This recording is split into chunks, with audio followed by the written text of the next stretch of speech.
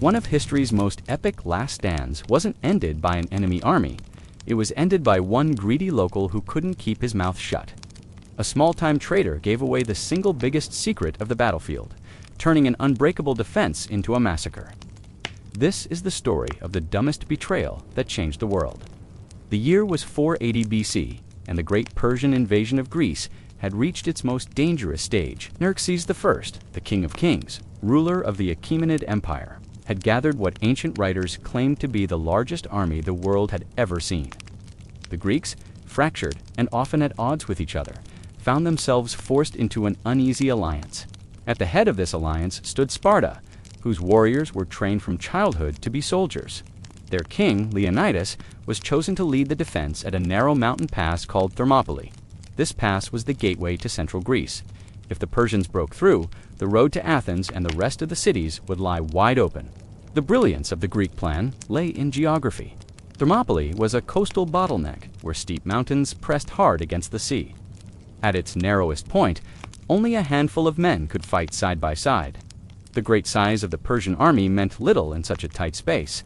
Their numbers could not overwhelm the defenders all at once. A few thousand disciplined Greek hoplites, with their shields, spears, and tight phalanx formation, could hold back wave after wave of Persian attacks. And so Leonidas marched north with his Spartans.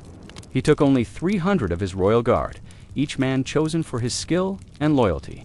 For the first 2 days, the strategy worked perfectly. The Persians, confident in their strength, launched repeated assaults against the Greek line. But time and again, the hoplites stood firm. Their bronze armor and heavy shields formed a wall of men that the Persians could not break. Even the elite immortals, Xerxes' personal guard of 10,000 men, were thrown back with heavy losses. The Greeks fought as if they were invincible. They rotated men in and out of the line to keep them fresh, while the Persians were forced to push their soldiers forward in endless waves. It was said that Xerxes himself, watching from his golden throne set on a nearby hill, leaped to his feet in frustration at the stubborn resistance. Thermopylae was supposed to fall quickly, but instead it was draining Persian morale and prestige. By the second evening, the Persian king must have felt the first taste of doubt. His massive army was being held at bay by a force that was barely a fraction of its size. Time was slipping away, and with every day the Greeks held, more of their allies had a chance to prepare defenses farther south. Xerxes needed a breakthrough, and he needed it fast, and that is where betrayal entered the story. Among the locals who lived near the pass was a man named Ephialtes. His name would become forever synonymous with treachery, but at the time, he was nothing more than a minor figure, a resident of the region who knew the terrain well. For generations, shepherds and hunters had used hidden mountain trails to move between the coast and the inland valleys. These paths were not known to outsiders, but locals like Ephialtes grew up with them. Ephialtes saw an opportunity. The Persians had gold, power, and influence beyond imagining. Xerxes had promised rewards to anyone who could help him break the Greek defense. And so, motivated by greed and the hope of Persian favor, Ephialtes approached the invaders with his secret. He revealed to them the existence of a narrow mountain path that wound behind Thermopylae, a trail that could allow a detachment of troops to bypass the main Greek force and strike from the rear. To Xerxes, it was the gift he had been waiting for. He immediately dispatched a force of immortals under the cover of night, guided by Ephialtes himself. Quietly, they marched into the mountains, slipping through the dark forests and rocky slopes. The path was steep and treacherous, but it led them around the bottleneck where Leonidas and his men stood so defiantly. At dawn, the Greeks discovered the betrayal. Scouts and local allies had warned them that the Persians were on the move through the hills, and now the news was confirmed. The enemy was not only in front of them, but behind them as well. Leonidas realized that the pass was lost. The plan to block Xerxes had been undone not by superior force, but by a single man's greed. This moment is one of the most tragic turning points in ancient history. For 2 full days, the Spartans and their allies had defied the might of Persia. They had given Greece hope that the impossible was achievable. And then, with one act of treachery, the entire situation collapsed. The narrow pass, which had been the perfect defensive position, was now a death trap. Leonidas faced a choice: retreat and save his men, or stand and fight to the last in order to buy more time for the rest of Greece. But before we get to that decision and its bloody outcome, let's linger on the betrayal itself. Ephialtes had no grand strategy, no loyalty to Persia, no ideological motive. He was not some clever general who tricked his enemies. He was simply a man who valued gold more than honor, more than the fate of his people, and more than the survival of Greece. His decision doomed thousands of men and shifted the balance of the entire war. The name Ephialtes would go down in Greek history as a curse. It literally came to mean nightmare in the Greek language because his betrayal haunted the memory of Thermopylae forever. Imagine that sure name becoming shorthand for the worst kind of treason. Whispered with hatred for centuries after your death, for all the glory of the Spartans and the bravery of their stand, the story of Thermopylae is incomplete without the shame of Ephialtes. It is easy to think of great wars as contests between kings, generals, and armies. But sometimes, history turns on the actions of one insignificant figure. A single decision made for selfish reasons can outweigh the strategies of the most powerful leaders. At Thermopylae, all of Leonidas' discipline and all of Xerxes' might hinged on the greed of one obscure local, and that is the ultimate act of tourist treachery. A man who knew the land like only a local could, who should have defended it, instead sold it to the enemy. Without his betrayal, Xerxes' army might have been stuck at Thermopylae for weeks, bleeding men and morale, while the Greeks rallied their defenses. Instead, the gates of Greece were thrown open in a single night. This is only the beginning of the tale, the first act in one of the most dramatic clashes of the ancient world. The betrayal of Ephialtes lit the fuse for one of history's most unforgettable last stands. If you want more shocking stories of betrayal, downfall, and the people who changed history for the dumbest reasons, don't forget to like this video, share your thoughts in the comments, and subscribe to Dumb Historian. Xerxes, the king of kings, sat upon his throne, overlooking the narrow pass at Thermopylae. For 2 days he had watched as his massive army, the pride of Persia, slammed again and again into a wall of Greek shields. It should have been a simple victory. The Persians had the numbers, the resources, and the momentum of empire behind them. Yet every attack ended the same way: broken spears, fallen soldiers, and Greek hoplites standing firm in their tight formation. The very sight must have gnawed at him. Xerxes had crossed the Hellespont with a bridge of boats, whipped the waters into submission, and proclaimed himself the master of the known world. In his court, no one dared to question him. His word was law, his will absolute. Yet here he was, stuck at the edge of Greece, watching men in bronze helmets and scarlet cloaks refuse to bow before him. The arrogance of Xerxes, already legendary, could not tolerate this humiliation. When Ephialtes came forward with his whispered secret, it was as if the gods themselves had given Xerxes an escape. The local man offered him the one thing he needed most away around the bottleneck. The Greeks had built their entire defense on the assumption that the Persians could only come through the pass. Break that assumption, and the proud Spartans would be exposed. But this is where Xerxes made his first dumb decision. Instead of carefully testing the claim, instead of sending scouts to confirm every detail, he accepted Ephialtes' words at face value. In his mind, the very idea of questioning a local guide seemed unnecessary. Why waste time on caution when victory was finally within his grasp? His arrogance convinced him that only trickery, not skill, had held him back for so long. The Greeks must have been hiding behind geography, not courage. So he seized on the opportunity without hesitation. He chose his elite force, the Immortals, to carry out the mission. These men were the pride of Persia. They were called Immortals, not because they could not die, but because their numbers never appeared to diminish. Every fallen soldier was immediately replaced, so the unit always seemed eternal, an unbroken wall of Persian might. If anyone could march a treacherous mountain trail in the dead of night and smash through the Greek defense, it would be them.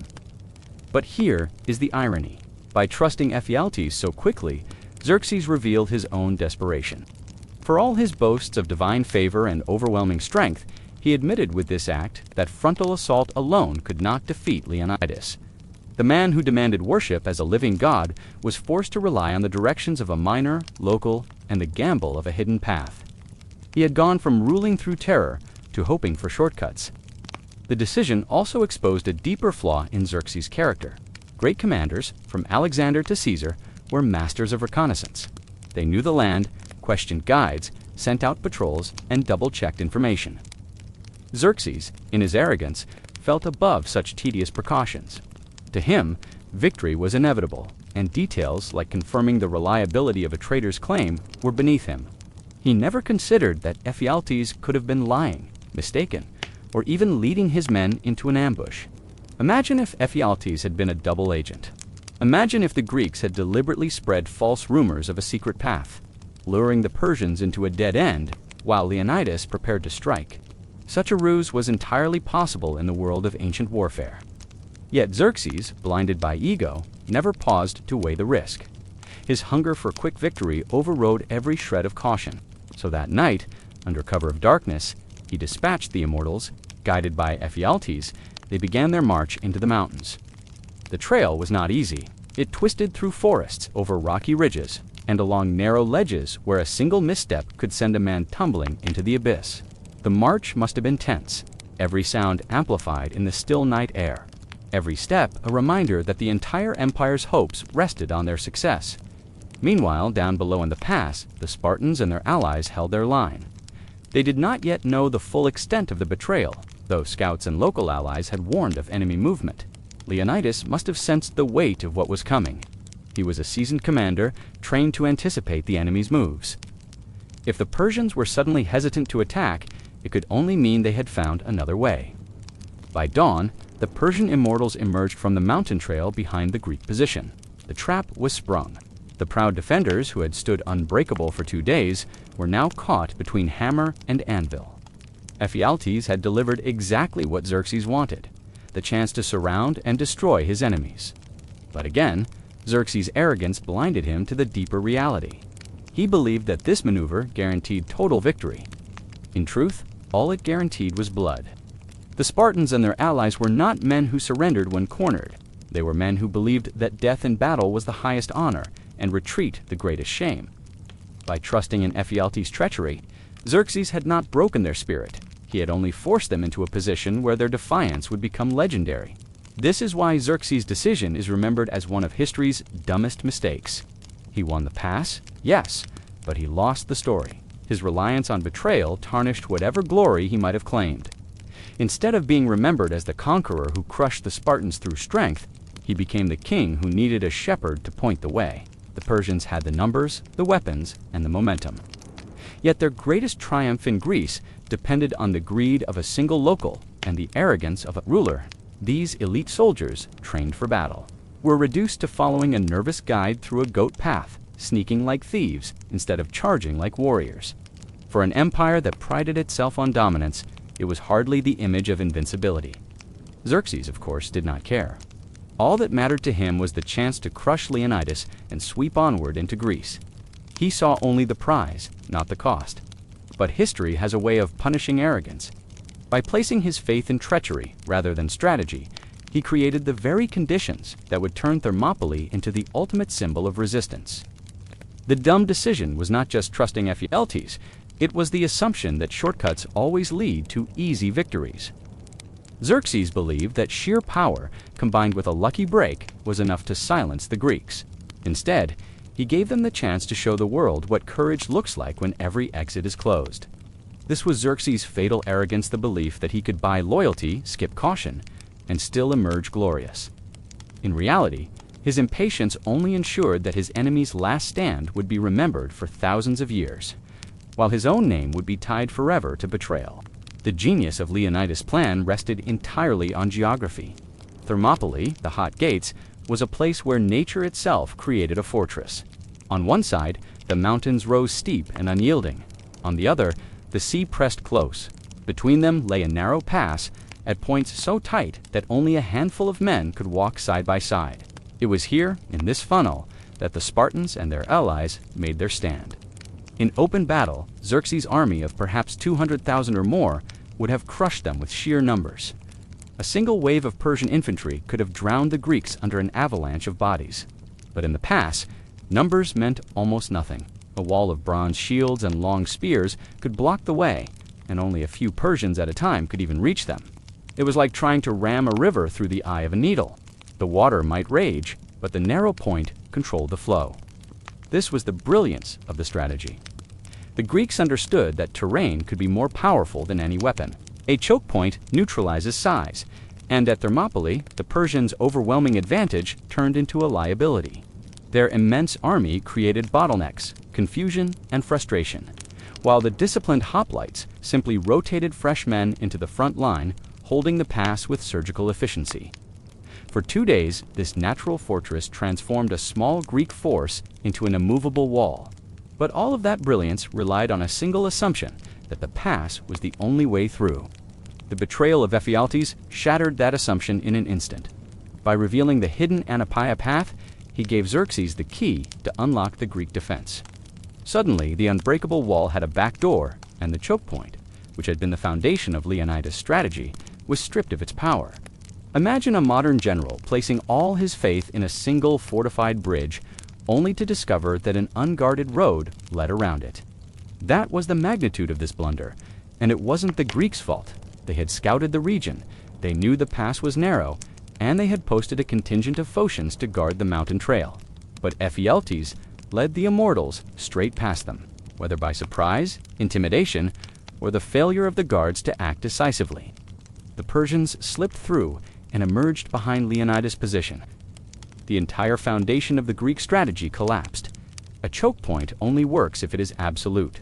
The moment the enemy can bypass it, the strength of the defenders becomes weakness. Instead of bottling the Persians in front of them, the Greeks now faced the nightmare of being attacked from both directions. The narrowness that had been their shield now became their prison. Leonidas must have understood the gravity immediately. Messages from scouts would have warned him that Persian troops were moving through the mountains. The defenders could hear the rumble of thousands of feet on the ridges above. By dawn, it was no longer a battle of strategy, but a fight for survival. The pass that had made them invincible was now a trap.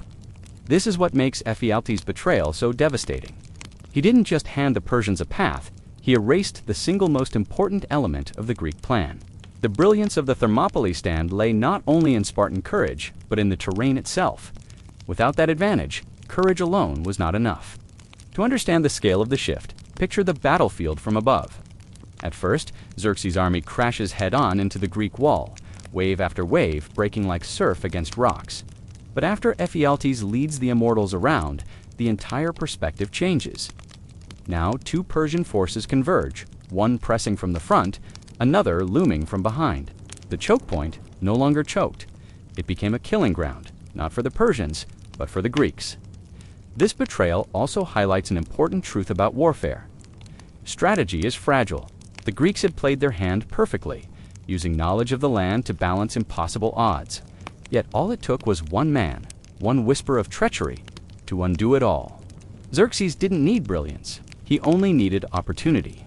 Ephialtes handed it to him, and with that, the fate of Leonidas and his men was sealed. The Phocians' failure to hold the path made matters worse. They were stationed specifically to prevent exactly this maneuver. Some historians argue they were surprised in the night and retreated under pressure, while others suggest they were simply brushed aside by the elite immortals. Whatever the reason, their inability to block the advance meant the Greek rear was exposed. Leonidas was left with no illusions. His position was compromised beyond repair. Now the choke point worked against the defenders. In open terrain, a surrounded force might scatter, retreat, or regroup elsewhere. But at Thermopylae, the walls of rock and sea hemmed them in. The very geography that had made the Greeks untouchable now trapped them like prey in a cage. There was no escape without abandoning the battlefield entirely, and for a Spartan king, retreat was never an option. The irony of this twist is striking. For 2 days, the Greeks had turned the Persians' greatest strength, their numbers, into a weakness. Once the path was revealed, the exact opposite happened. Now it was the Greeks whose strength the pass became their weakness. The bottleneck no longer funneled the enemy, but held the defenders in place, forcing them to face annihilation. And this is what makes Ephialtes' act stand out as one of the most infamous betrayals in history. He didn't simply reveal a shortcut, he flipped the board upside down, destroying the very logic of the Greek defense. What had been an unassailable position became a death sentence. What had been a calculated masterstroke of terrain and discipline collapsed into desperation. The Greeks had chosen Thermopylae precisely because of its choke point. It was supposed to choke the life out of the Persian advance. Instead, Thanks to betrayal, it choked the defenders themselves. The mountains and sea that once protected them became the bars of their own cage. For Xerxes, this was the victory he needed, though it was not earned through valor or tactics, but through treachery. For Leonidas, it was the confirmation that the final act of the battle had arrived. Now the story would no longer be about holding the pass. It would be about what men choose to do when the pass no longer holds. The Persians had prepared their elite warriors, the immortals, for a grand test of strength against the toughest defenders Greece had to offer. This unit, numbering around 10,000, had a reputation for being unbeatable. They were always kept at full strength whenever one was killed or injured. Another soldier immediately filled his place, creating the illusion that their numbers never dwindled. The immortals were feared across the known world. But instead of smashing through the Spartan shield wall in a dramatic clash of force, they were given a far less heroic assignment.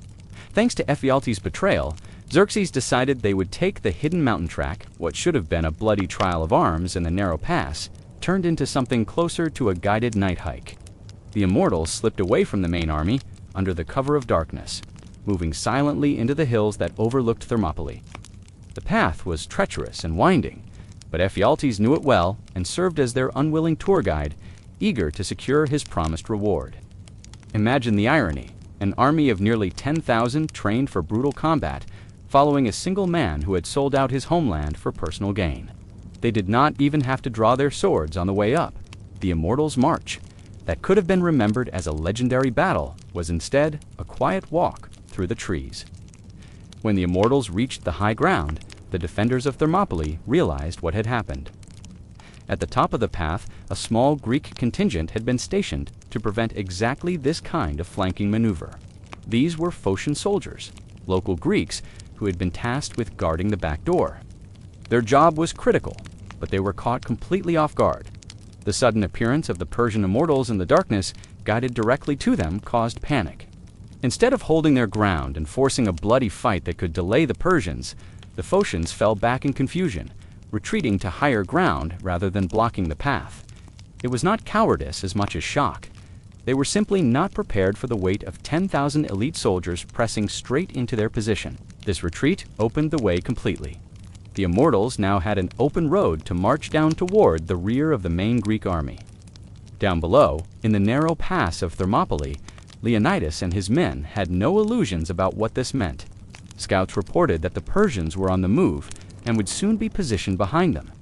The choke point that had held the Persians at bay for days had been bypassed. The brilliance of their defensive stand and narrow walls, the limited frontage, the ability to turn Xerxes' numbers into a disadvantage was gone in an instant. At this moment, Leonidas faced a choice that would define his legacy. He could order a general retreat, saving the bulk of the allied army, but abandoning the position entirely to Persian control.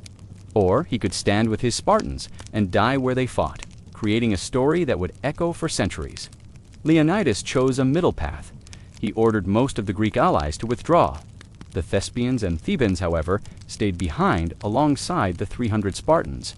The Thespians did so willingly, believing in the cause and refusing to desert the fight. The Thebans, on the other hand, were compelled to remain as a gesture of loyalty, though their hearts were not fully in it. The Immortals' easy stroll was the beginning of the end. For all the glory of the Greek resistance up to that point, the battle's outcome was now a matter of time. The Persians were closing the trap from both sides. The front of the pass was still under pressure from the enormous Persian army, but now the rear would soon be cut off as well. Leonidas and his remaining men prepared themselves for the inevitable. The soldiers who were sent away knew the meaning of their commander's choice. By leaving the Spartans and their allies to face the full Persian army, Leonidas was not throwing lives away recklessly. He was buying time. The retreating soldiers would carry the news of what had happened, and more importantly, they would preserve their strength for the battles still to come. Thermopylae was only one chapter of the Persian invasion. Greece was far from finished, but someone had to pay the price to keep the struggle alive. The Immortals descended from the hills with the confidence of men who knew victory was already theirs. Their presence on the rear slope of the Greek position sealed the fate of Leonidas' force. For the Spartans, Thespians, and reluctant Thebans who remained, this was no longer a battle that could be won. It was now about how they would die and what their deaths would mean. As dawn broke, the two fronts of the battle began to collapse inward. The Persians advanced from both directions, the immortals pressing down from behind while the main army surged forward at the pass. Leonidas ordered his men deeper into the narrowest part of the defile, reducing the ability of the Persians to surround them fully, shield to shield, spear to spear. The Greeks fought with the same discipline and ferocity they had shown from the first day. But this time, there was no relief, no chance of escape, and no defensive wall to retreat to. The immortals had done their part without firing a single arrow or raising a sword in open battle. Their silent march had been more devastating than any direct charge could have been. It turned a fair fight, if such a thing could exist between 300 men and 250,000, into a hopeless struggle. Their arrival behind the Greek lines forced Leonidas into a choice between sacrifice and surrender was never an option for a Spartan king. The story of the Immortals' March is remembered not for its drama, but for its devastating simplicity. The most elite soldiers of Persia were reduced to acting as glorified night hikers, and yet their role was decisive. Without them, the battle might have continued longer, perhaps buying Greece even more time. With them, the end came swiftly and without mercy. As the immortals closed in, Leonidas stood with his men, knowing what awaited them. The betrayal of Ephialtes had undone their strategy. Xerxes' arrogance had turned into ruthless efficiency, and the immortals had walked their way into history with barely a scratch. It was the beginning of the final stand at Thermopylae, where the Spartans and their allies would carve their names into legend, not by surviving, but by refusing to bow even when completely surrounded. This was the cruel irony of the immortals' easy stroll. Their march was effortless, but the consequence was one of the most celebrated acts of defiance in history. The trap was now fully sprung, and Leonidas' men had nowhere left to go. The last stand was about to begin.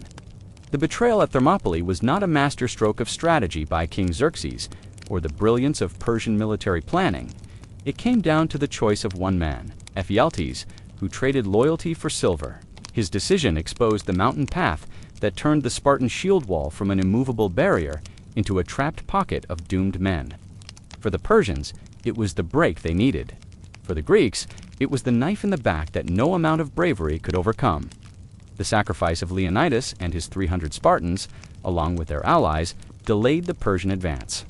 But it also ensured that their deaths would be remembered long after the dust of that campaign had settled. Ephialtes himself never enjoyed the glory or wealth he thought would come from his act.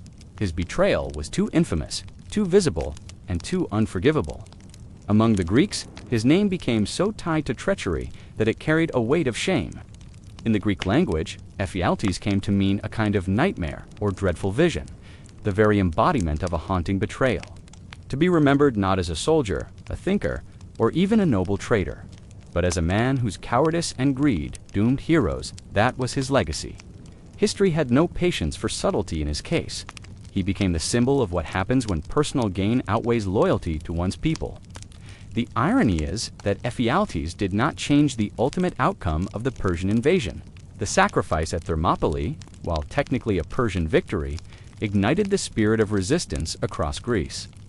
When the news of Leonidas' stand spread, it became a rallying cry. The naval battle at Salamis would later prove decisive, with the Greek fleet using cunning and the geography of the straits to crush Xerxes' navy. The land battle at Plataea sealed the deal, driving the Persians back once and for all. In the long view, Greece stood victorious, and Persia never conquered the mainland. Ephialtes may have delivered a short-term advantage to Xerxes, but in doing so, he handed the Greeks the most powerful story of sacrifice they could have hoped for. Still, his choice mattered in the moment. Imagine being one of the Spartans in that pass, holding the line against waves of Persian soldiers, only to hear the news that your position was compromised.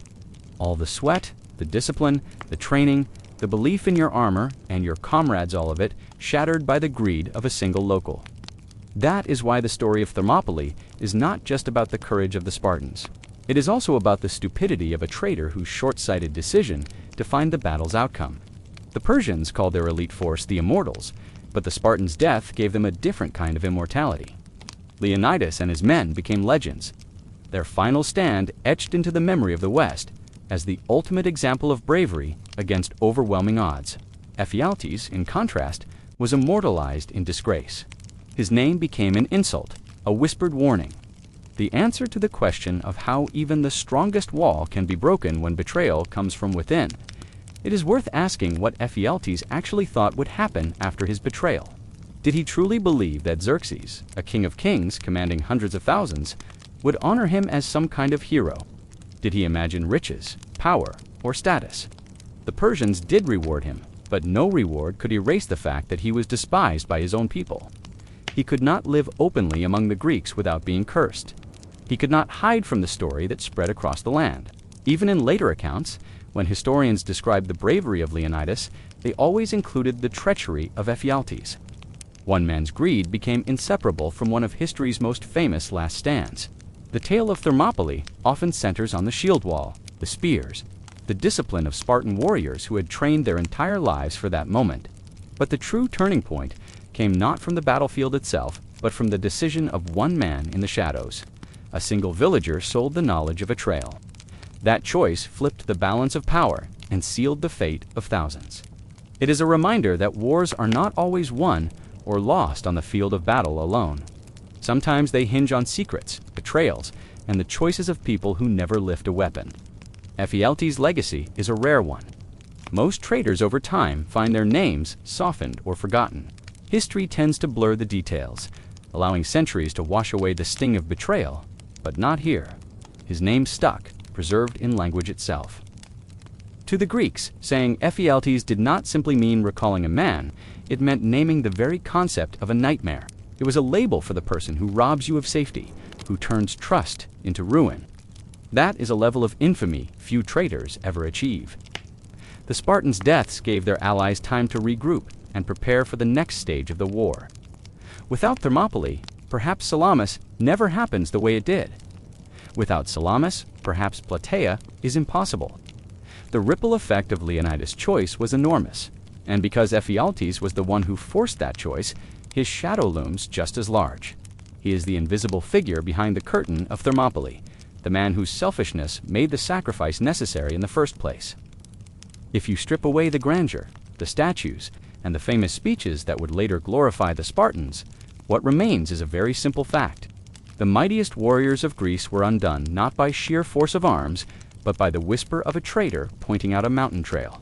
That is why the story belongs here. In the world of Dumb Historian, it is the ultimate example of how the dumbest decision, born of greed and short-sightedness, can change the course of history. One man's foolishness turned an impregnable defense into a slaughter. The story of Thermopylae endures because of contrasts. The courage of the few against the arrogance of the many. The iron discipline of warriors against the careless greed of a traitor. The immortality of Spartan valor against the immortality of a name cursed to mean betrayal. Ephialtes did not swing a sword, he did not lead a charge, he did not win a duel, but his action mattered just as much as the clash of armies, and his shame outlasted him by millennia. History often loves its heroes, but it never forgets its fools. Ephialtes stands as proof. His betrayal is remembered not as clever, not as brave, not even as practical, but as dumb. It is the reason a word for nightmare carries his name. It is the reason his story is forever bound to the men who died in the past he exposed. He may have believed he was securing his future, but in reality, he secured only his disgrace. And that is why this tale matters. Because sometimes the course of history turns not on the decisions of kings, not on the charge of armies, but on the greed of a single man who thought only of himself. Ephialtes is remembered not because he was strong, but because he was weak. Not because he was wise, but because he was foolish. And in that foolishness, he changed the world. If you've enjoyed this breakdown of how one of history's most epic last stands was undone by a single act of betrayal, don't forget to like, comment, and subscribe to Dumb Historian for more stories of the world's greatest blunders, betrayals, and boneheaded decisions that shaped history.